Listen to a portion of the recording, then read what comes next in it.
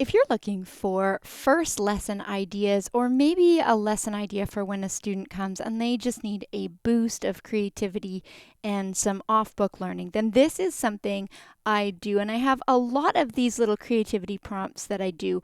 I call this one the Pumpkin Boogie Groove or something like that because this little pattern was in a Piano Adventures Level 2B book as called Pumpkin Boogie. Anyways, I use this little pattern as a springboard for some creativity. Now you can do it in half notes like 1, 2, and 1, 2, and 1, 2, and 1, 2. And the teacher could play this, or a sibling, or a parent.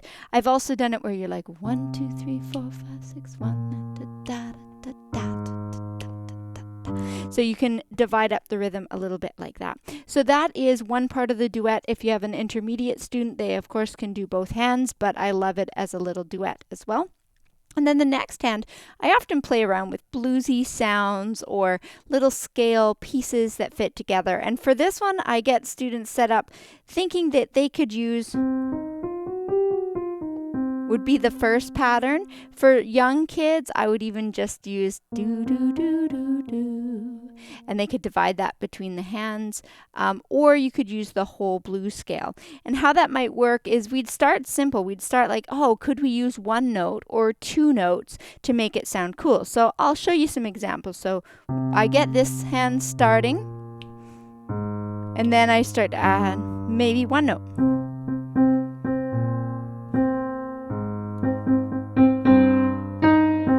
Now we maybe add an extra note. 3.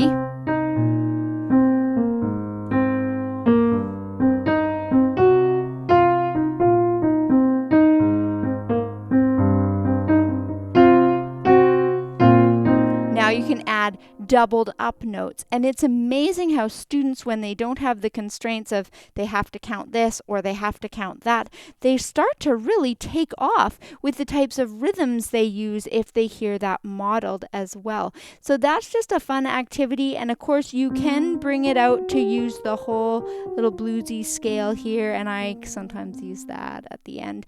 And then you can have a bit more range with it. So.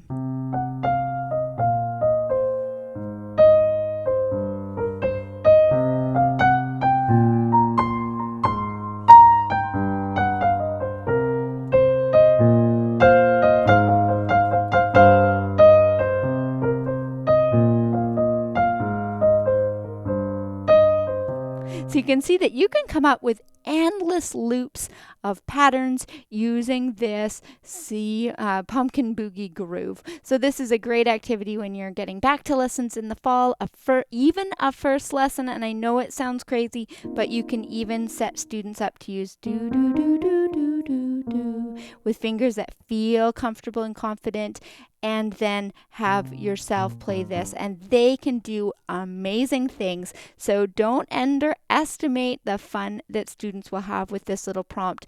And I know even my adult students really, really love doing things like this. So don't forget about your adults or your tired, intermediate, even advanced students. If they haven't done as much improvising, this is a great way to start. Hope that brings some fun to your lessons in the coming season.